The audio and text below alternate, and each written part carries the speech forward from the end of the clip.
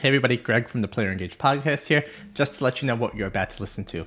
Today we're talking to Fina Ziegler from InnoGames. She's a senior community management specialist, and what we're going to be talking about is the evolution of community management and how it's beginning to become integrated with social media. How do you balance the emotional attachment of gaming as well as professionalism when you're working in the industry? And the challenges of organizing community management and content creation. It's an action-packed episode. Fina is awesome and great to hear. I hope you enjoy the episode.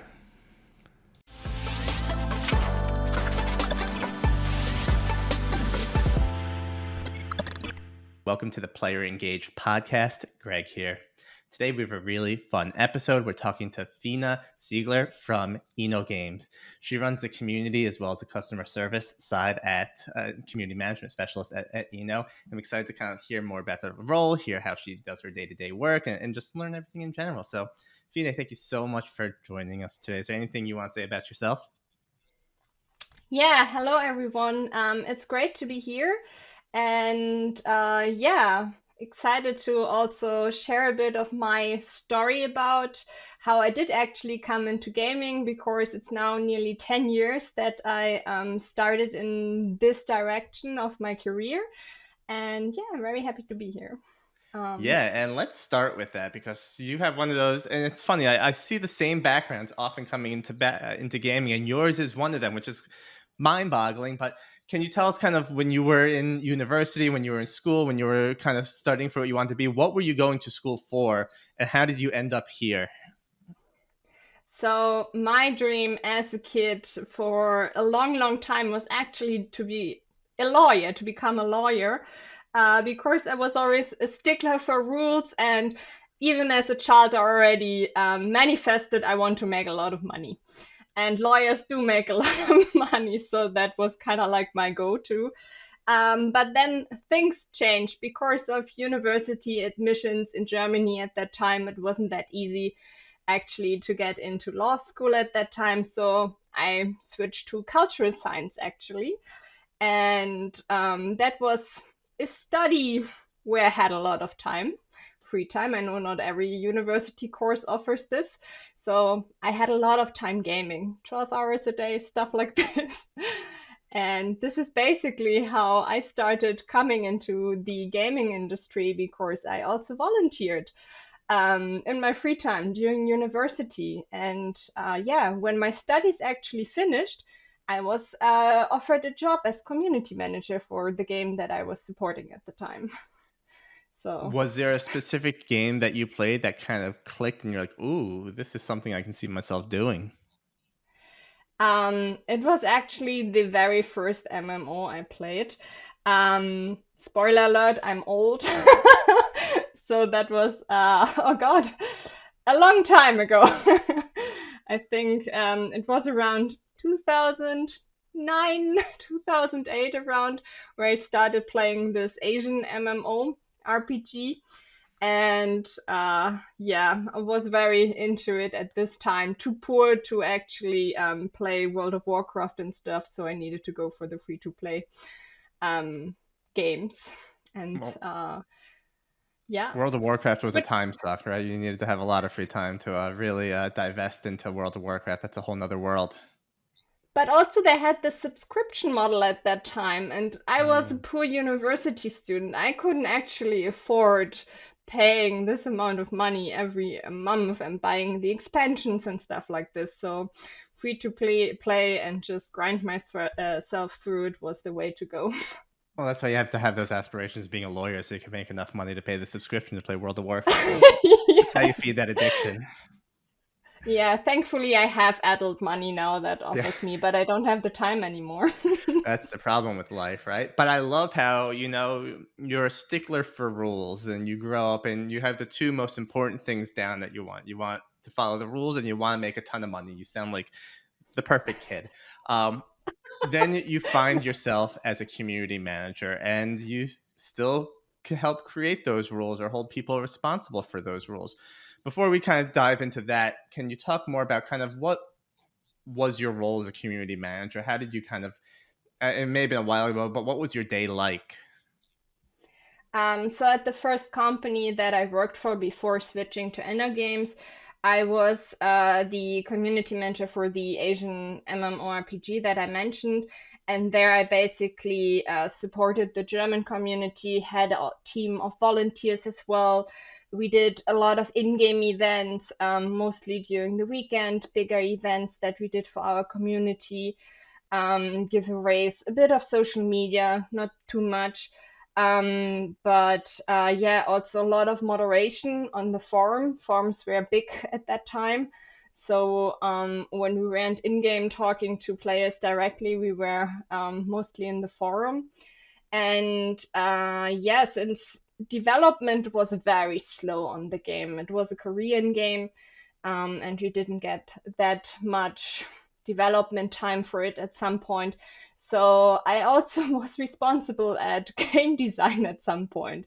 So before I left, I actually designed, I think, an Easter event that then got into development. So I basically got up, checked in with my team. We spent mostly in team speak, checked with my colleagues, hey, what can we do? What kind of cool events? What options do we have? Tested a lot of features. Whenever we got a new update, we were the sole QA for it. So we always needed to check translations, and sometimes we only had Korean documentation for the features. So testing a feature that goes out 48 hours later, we only have Korean documentation for. That's fun. Um, and yeah, it were long days at some point because also when we had server maintenance, it didn't go that well often. So it got, I think the longest day was we started at 9 with server maintenance, and I left the office at 1 a.m. to catch the last train and needed to start at 8 a.m. again. Where So. when you look back at days like that, right? And I was in a different vertical, right? You have those long days that Yeah. stink, but like, did you get with that much exposure to the company, right? Like, did it open your eyes into how the gaming process was made and like change your view of stuff? Definitely, because at some point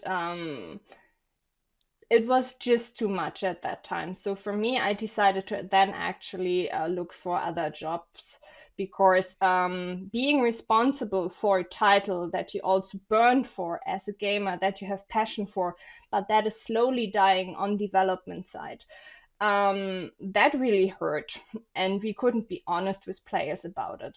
So this really hurt. So this was for me the time to decide to move to a different company, which was then at the point InnoGames. And I haven't really played InnoGames games before that, and I'm actually grateful for that because I don't play the games now that I'm responsible for, but I do not have this emotional attachment to them anymore like I did in my previous company. So this is, I think, for me, a healthier relationship to be responsible for projects that I do not burn for, because that, yeah, can really go into your mental state if things don't go well, if updates are released that you, as a player, do not support. But as a community manager, you're the speaker of the company, so you really need to um, speak this language, and it's then hard if you do not really agree with it. So Yeah, thankfully, also at InnoGames, we do not really have it to this degree. So it was really a step up for me at that point.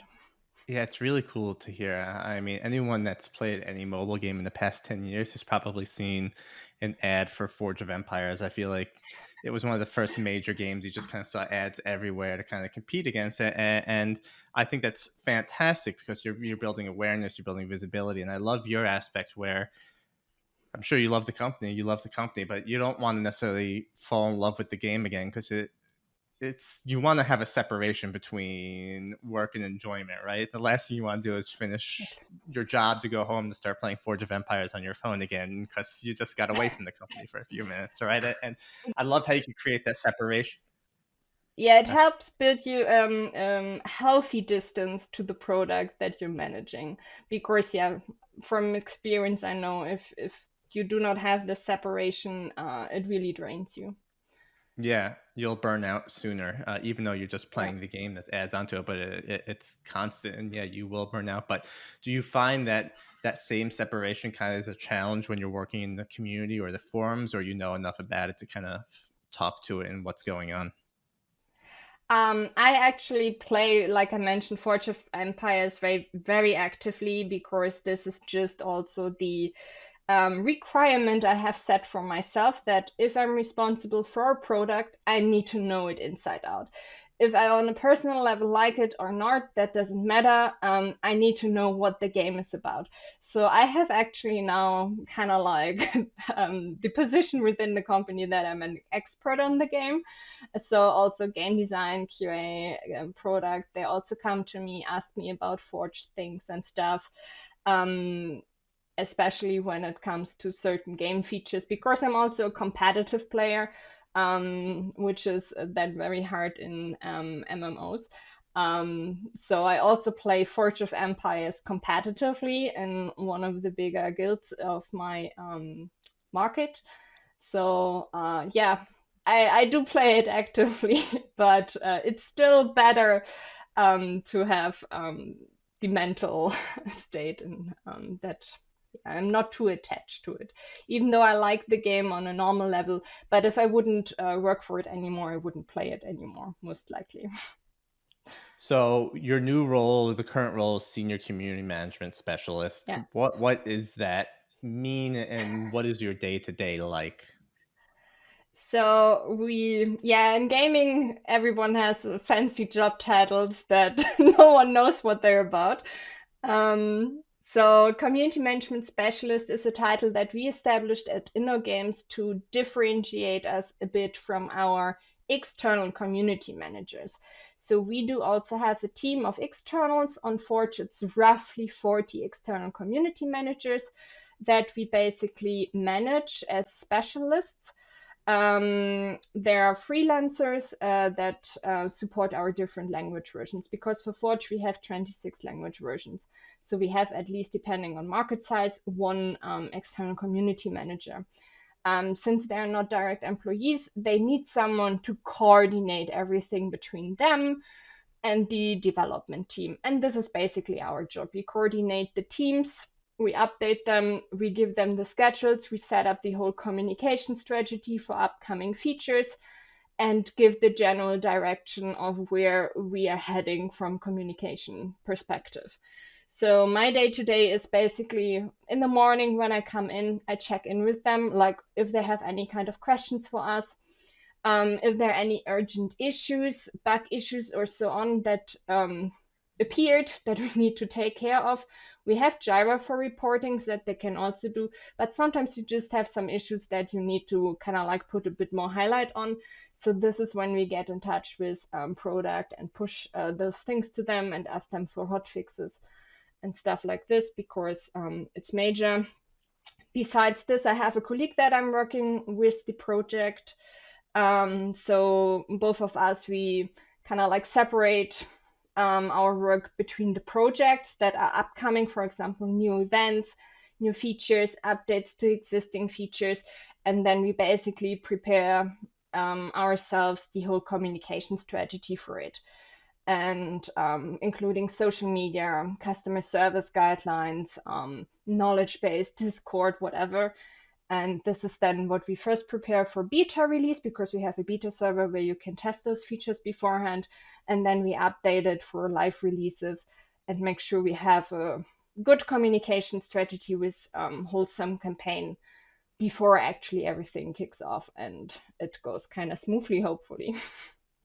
I feel like organization communication are one of my weakest skills, and I've tried Notepad, I tried OneNote, I try Slack, I try Teams, right, and all these different ways to communicate with different people, and it's just like too much information coming in, and then I get lazy. I don't want to type it anyway. How do you?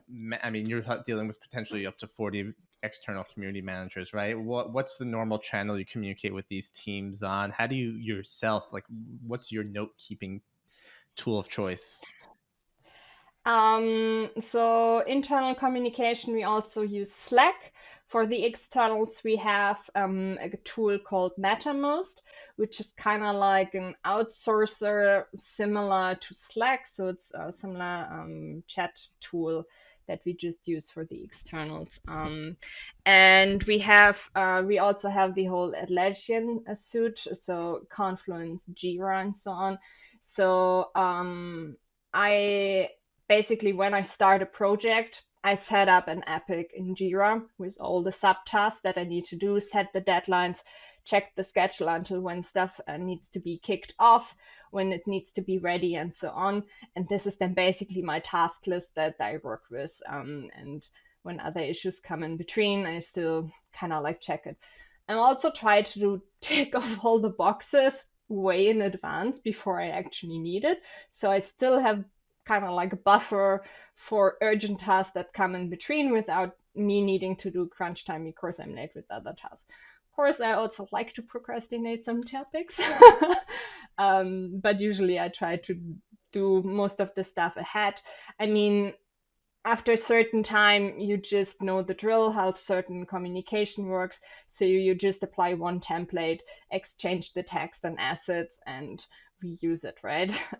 Especially also with ChatGPT or general AI automation and so on. It's way easier nowadays to just create a lot of communication in an easier way.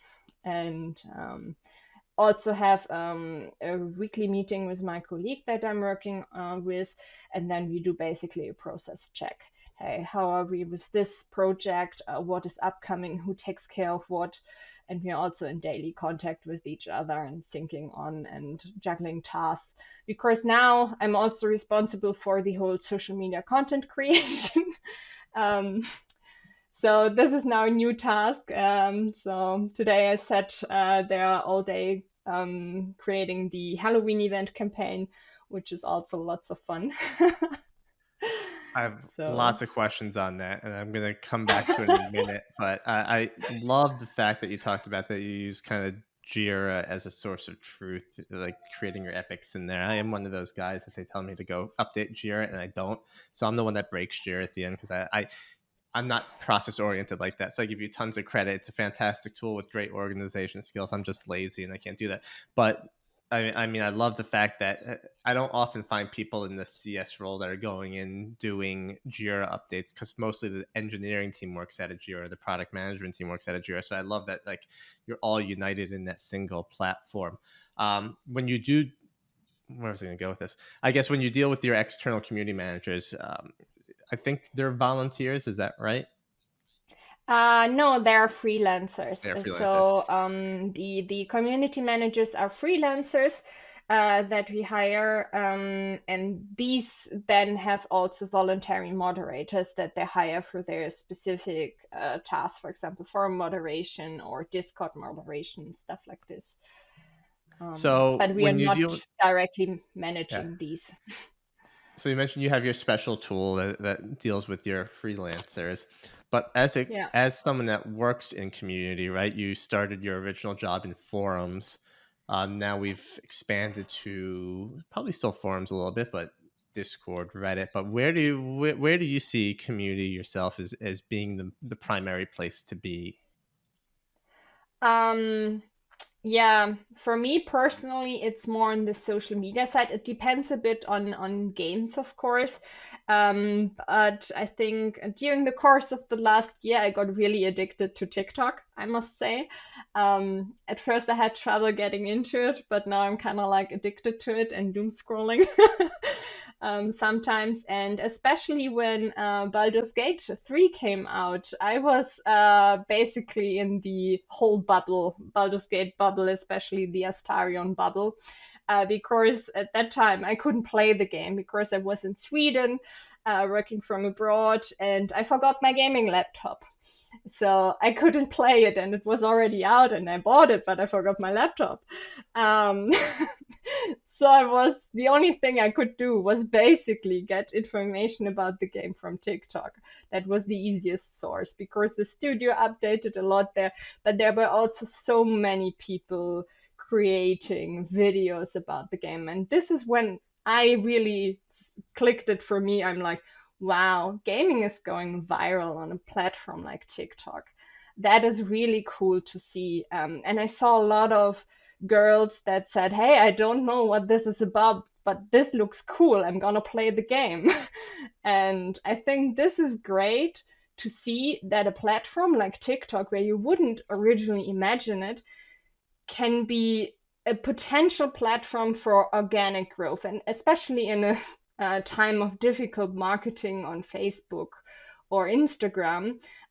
This really struck me to see how it spiraled and reached so many people that have nothing to do with gaming, but that got interested in it, especially women that are still kind of like seen as, oh yeah, you just play Sims.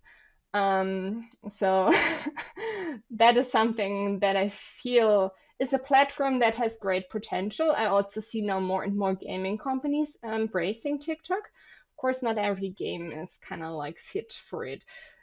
Forge, for example, is not necessarily the TikTok native.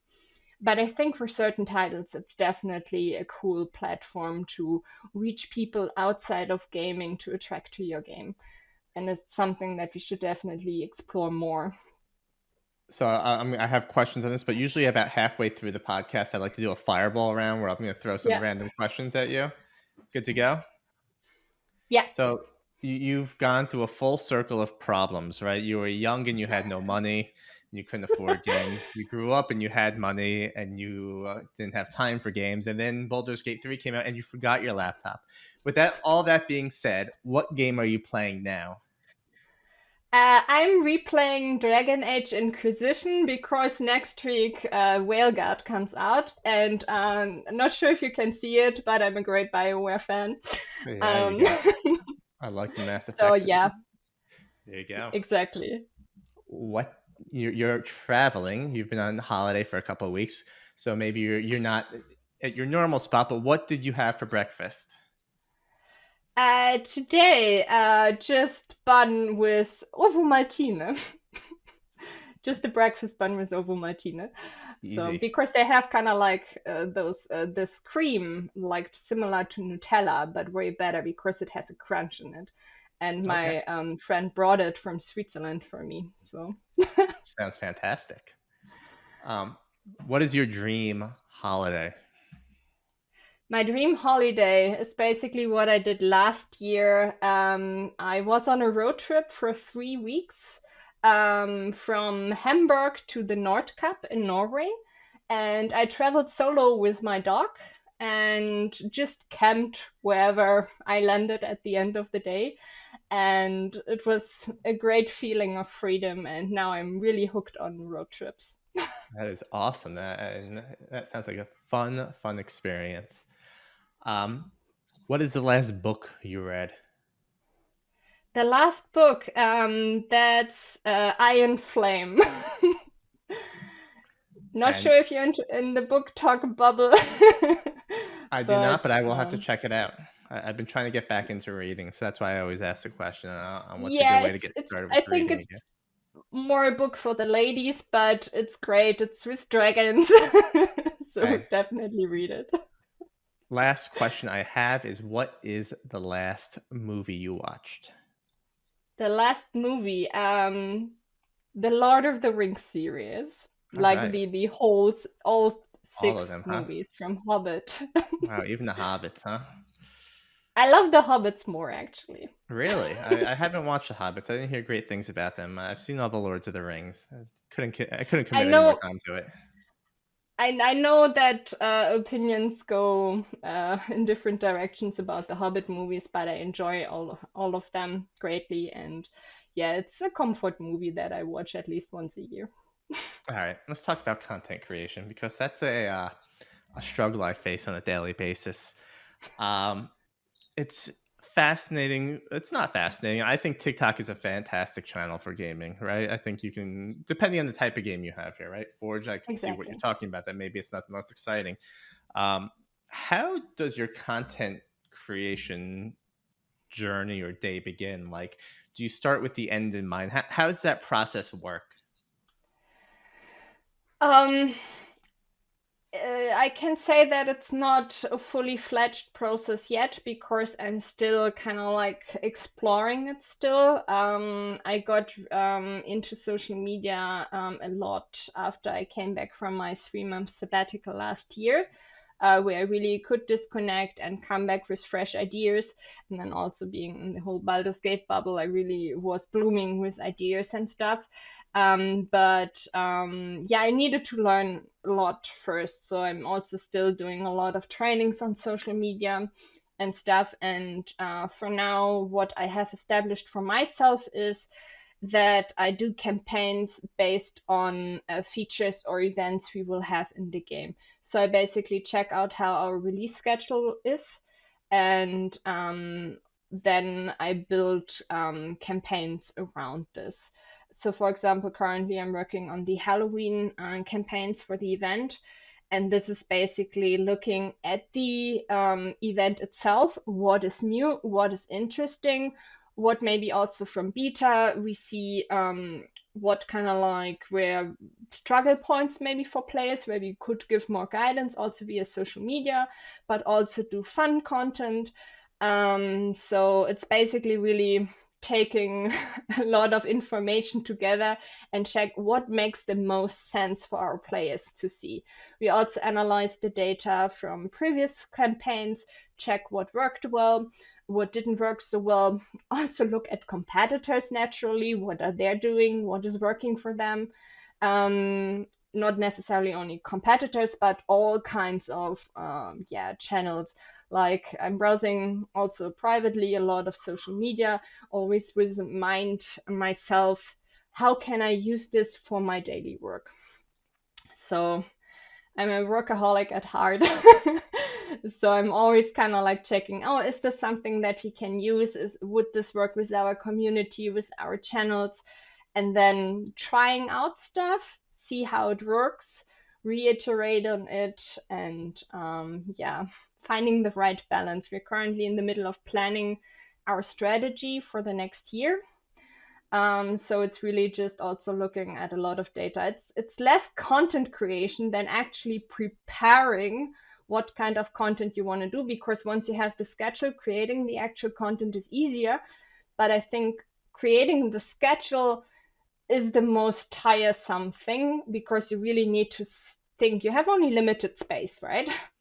And a limited format. So you really need to decide what is that you want to communicate, what would bring the most engagement, the most reach with your channel. Because with social media, our first goal is to entertain our existing community, but we also want, of course, go a bit beyond and try to still organically spread a bit awareness of our game, and might maybe raise interest for users that are not part of our playerhood yet.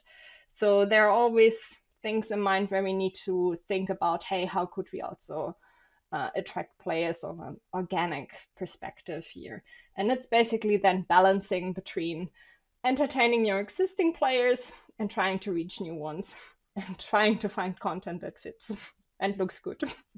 That's fascinating. I love how you said you're a workaholic, and I feel like that's the lawyer and you still just kind of want to work all the time. You mentioned a couple times the metrics you're measuring, and I'm curious, kind of what are those KPIs? What are those common metrics that you take a look at?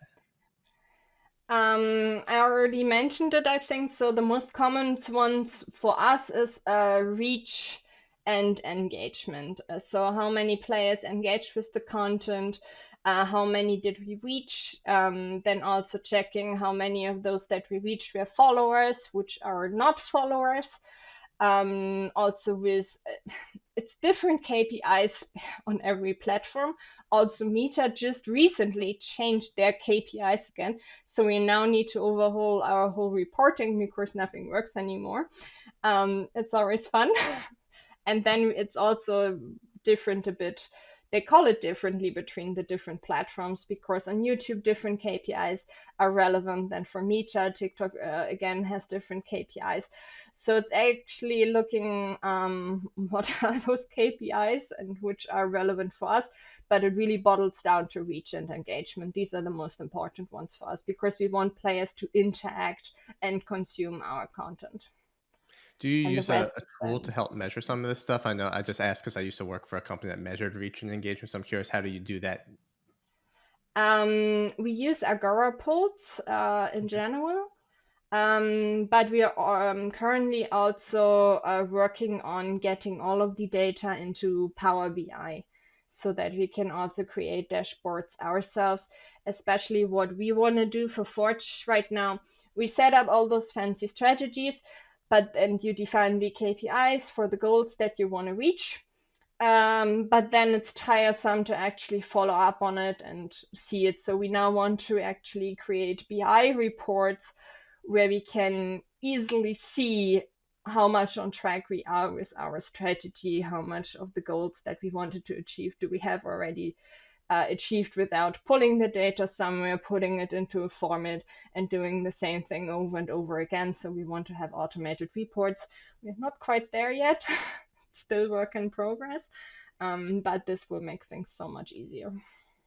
I also love that you talked about creating the content calendar first. I think that's insightful. It's a thing I need to take a look at myself and decide how that makes. So I just appreciate that little nugget like that because you don't really know until you know, right? You just kind of got to jump into the pool and just start figuring this stuff out. And it's fascinating to hear how different people take an approach to it because I think there's no one wrong or right way to do it. It's just what is working for you. And also, kind of backing up, it's finding out what is the right platform for you, right? Is it TikTok? Is it Facebook? Who's playing the game? What are the age? What are the demographics, right? You're not going to find the older generations on TikTok, so you're not going to want to advertise that. You're probably going to want to stick to Facebook. So I think that too is kind of like a juggling scheme of, hey, what is my audience and how do I Exactly. reach them the best? Exactly. For us, we're a game that is not super attractive on TikTok, unfortunately. We still post there because if we have real content, we can just mirror it on TikTok. That's no effort on our side. We are definitely looking more into YouTube because we have a nice YouTube channel, but we have seen that we want to look into better ways to utilize it. So there is a lot of things that we're investigating currently for our YouTube channel to make it more popular. And yeah, Facebook is our biggest channel still. But we do not, and we still post the regular content there, but we also put focus more on Instagram. So I would say currently it's more Instagram and YouTube that are the main focus for us, while still posting and supporting Facebook. When we did our pre-call, you made reference that you see the merging of community management and social media. And I love that observation because, I think the name of the game today across the industry is retaining your players. And you either retain your players by having a great community and you send out cool content. When they see cool content, they're going to want to come back to the game and do what you're creating. So I think it's a really insightful way to look at kind of how the roles are evolving and they're kind of turning into this similar role. And are you, I know you talked about it, but are you feeling that internally, that you're kind of like helping lead that and kind of helping um, push that? Because I think more studios are going to start doing stuff like this. Actually, I did already do it, though not intentionally. So, beginning of the year, I offered to help out our social media team because I wanted to gain more expertise on social media and they were understaffed. And I wanted to do way more for my game. And I saw that I needed to push it more actively from my side to see the results that I wanted to see there. So, I involved myself. And this has been working well so far that it's actually not temporary anymore at this point because I'm getting more and more involved in all these social tasks, like now also with the content calendar and stuff. And yeah, this is now something that most likely will be pushed also more for the other teams as well. Not sure how happy they are about it. Um, but I definitely see that on community management side, social media and community management shouldn't be separated. I already said this 10 years ago when I was at my old job, because for me, community management should be everywhere where the community is. and we reach so many players via social media. And we also now saw that the more we actually tailored our social media campaigns to really go also from a community management perspective, the more positive results we actually see. And I think this is proof that social media and community management doesn't need to be separated at all. Do you? I'm just more curious, right? Do you have any reporting that shows, hey, when we released something on social media that was great, we saw our daily active user spike or something like that? Have you been able to see any Um, trends like that? we have those trends, but we cannot fully attribute it to social media. Because we usually have this that we also send out newsletter campaigns, right? So when a new feature or new event starts, then we also send out newsletter campaigns and stuff, and we also see it really from activity levels that players are most active when a new feature or event starts. We might have an influence to it, but we cannot prove that this is really the case and that all the traffic really comes from it. We actually saw a positive impact though when we advertise our beta server. So when something new hits our beta market, because this is usually something that is not so widely known to our community, that we have this market and that they can test new stuff there. So when we actually started advertising this on social media, we saw quite an increase compared to before we announced this on activity levels on beta. So it has definitely its influence, but it's very hard to prove correlation, cause, and so on between these because, yeah, it's Take not the like credit. they're directly going into the game from our platform or social media platform. If they have the game on their mobile app and they just relog in there, we don't know. Just take the credit anyway. People are always on social media. Says, hey, they saw the video. It's ours. Um, if you can go back to university with how your role has evolved and adapted over the course of the last 10ish years, right? What would you want to study more in depth or get a better understanding of? um, I'm actually studying again. Never stops. I'm actually I'm studying economics. Um, And I think this is something that I would have also liked to explore right from the beginning more, to go more into either marketing or economics. Because with how life played out right now, it would have made more sense than cultural studies that I just studied because plan A didn't work out. Hey, you are where you are. That's all that matters, right? Doesn't matter how you got from A to B Exactly. as long as you got there. Exactly. What are your career aspirations? I know that's a big question, right? You kind of take a look at your in kind of social media creation, community management, kind of what would be that next logical step for you? Um, That's hard for me to say because if you would have asked me last year, it would have been progressing in my team lead career because until last year I was a team lead for customer service. And then we had restructuring at the company and I switched roles.